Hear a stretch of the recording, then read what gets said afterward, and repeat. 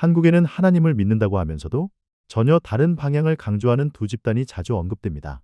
하나는 율법과 절기를 유난히 강조하는 하나님의 교회이고, 다른 하나는 요한계시록을 유난히 강조하는 신천지입니다. 겉으로 보면 하나는 구약의 절기를 붙들고 있고, 다른 하나는 신약의 마지막 예언을 붙들고 있는 것처럼 보입니다. 그런데 여기서 아주 단순하지만 중요한 질문이 하나 생깁니다. 정말 성경을 잘 아는 사람이라면 자기가 가장 강조하는 것에 뿌리부터 설명할 수 있어야 하지 않을까요? 먼저 하나님의 교회를 생각해 보겠습니다. 이들은 안식일과 유월절 그리고 여러 절기를 계속 강조합니다. 구약 성전 시대에 지켜졌던 예배와 절기가 신약 시대에는 짐승 제사 대신 말씀을 강론하는 예배 형식으로 바뀌었을 뿐 본질은 그대로 이어진다고 말합니다. 그래서 신약 시대에도 구약과 같은 날짜의 절기를 지켜야 한다고 주장합니다.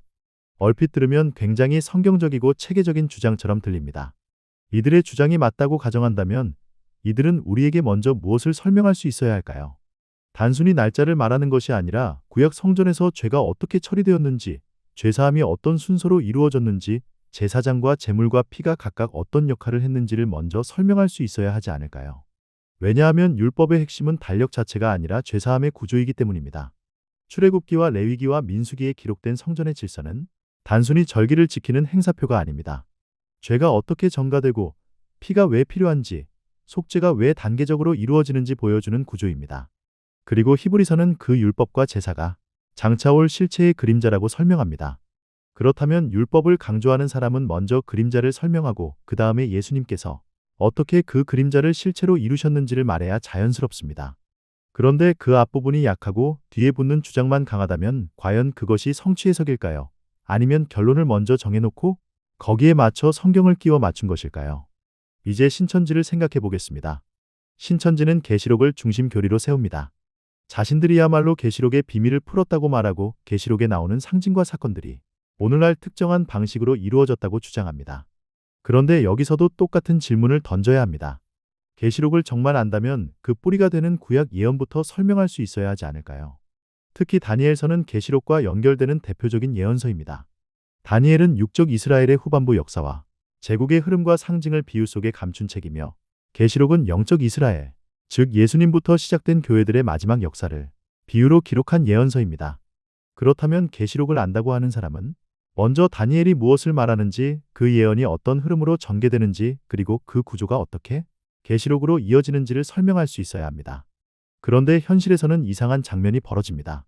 하나님의 교회는 율법을 말하지만 율법의 핵심 구조를 선명하게 풀지 못한다는 지적을 받고, 신천지는 계시록을 말하지만 그 뿌리인 다니엘의 구조를 먼저 열어 보이지 못한다는 지적을 받습니다.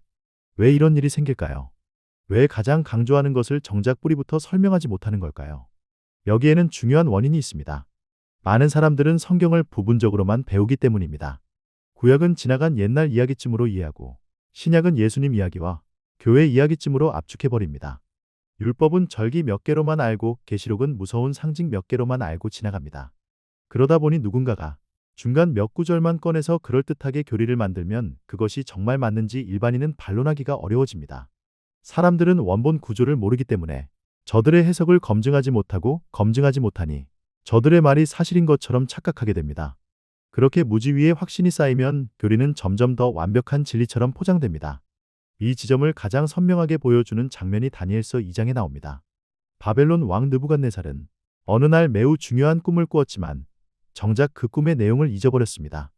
그래서 나라 안의 박수들과 술객들과 점쟁이들을 다 불러 모았습니다. 그리고 이렇게 말합니다. 먼저 내가 꾼 꿈이 무엇인지 말하고 그 다음에 그 뜻을 해석하라. 그러자 그들은 다 똑같이 대답합니다. 왕이 꿈 내용을 알려주시면 해석은 해드릴 수 있습니다. 하지만 꿈도 모른 채 해석하라는 것은 불가능합니다. 이 말이 무슨 뜻일까요? 원본은 모른 채 해석만 하겠다는 뜻입니다. 그런데 다니엘은 달랐습니다. 다니엘은 사람의 지혜를 의지하지 않고 하나님께 기도했습니다. 그리고 하나님께서 느부갓네살이 잊어버린 꿈의 내용과 그 해석을 다니엘에게 알려주셨습니다. 다니엘은 원본도 말했고 해석도 말했습니다. 바로 여기서 참된 해석과 거짓 해석의 차이가 갈립니다. 참된 해석은 원본에서 시작합니다. 원본이 흐린데 해석만 강한 것은 진짜보다 흉내에 가깝습니다. 이 기준으로 다시 돌아가 하나님의 교회가 정말 율법을 안다고 한다면 먼저 구약 성전 안에서 죄가 어떻게 처리되었는지, 속죄가 어떤 질서로 이루어졌는지, 각 절기가 어떤 기능을 가졌는지를 분명히 설명해야 합니다. 그리고 그 다음에야 예수님께서 어떻게 그 율법의 그림자를 따라 실체로 성취하셨는지를 설명할 수 있습니다. 앞부분이 흐리고 뒷부분만 강하면 그것은 완성된 해석이라기보다 이미 정해 놓은 결론을 지탱하는 주장일 가능성이 큽니다. 신천지도 마찬가지입니다. 정말 계시록을 안다고 말하려면 먼저 다니엘서를 열어보여야 합니다.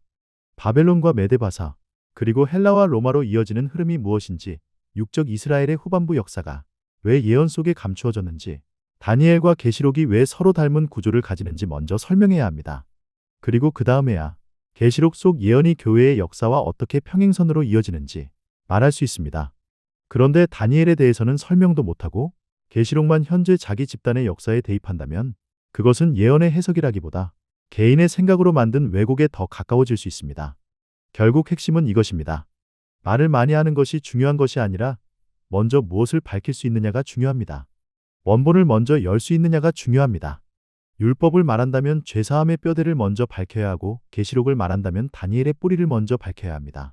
이것이 없으면 해석은 화려할 수 있어도 검증에는 약해질 수밖에 없습니다. 그래서 성경을 보는 사람에게 정말 필요한 질문은 이런 것입니다. 누가 더 복잡하게 설명하느냐가 아니라 누가 먼저 뿌리를 보여주느냐. 누가 더 확신 있게 말하느냐가 아니라 누가 먼저 원본을 밝히느냐. 그림자를 먼저 설명하지 못하면서 실체를 안다고 말할 수 있을까요? 구약의 뿌리를 열지 못하면서 신약의 열매를 완전히 안다고 말할 수 있을까요? 하나님이 교회와 신천지의 문제를 보면서 결국 우리가 붙들어야 할 기준은 이것인지도 모릅니다. 참된 해석은 언제나 뿌리에서 출발합니다. 원본을 열지 못한 채 결론만 강하게 말하는 것은 진리를 안다는 증거가 아니라 오히려 진실 앞에서 막히는 사람의 모습일 수 있습니다. 말은 많을 수 있습니다. 해석도 길 수 있습니다. 그러나 정말 중요한 것은 언제나 같습니다. 먼저 밝혀야 할 것을 먼저 밝히는가. 바로 그 질문 앞에서 거짓과 진실은 생각보다 분명하게 갈립니다.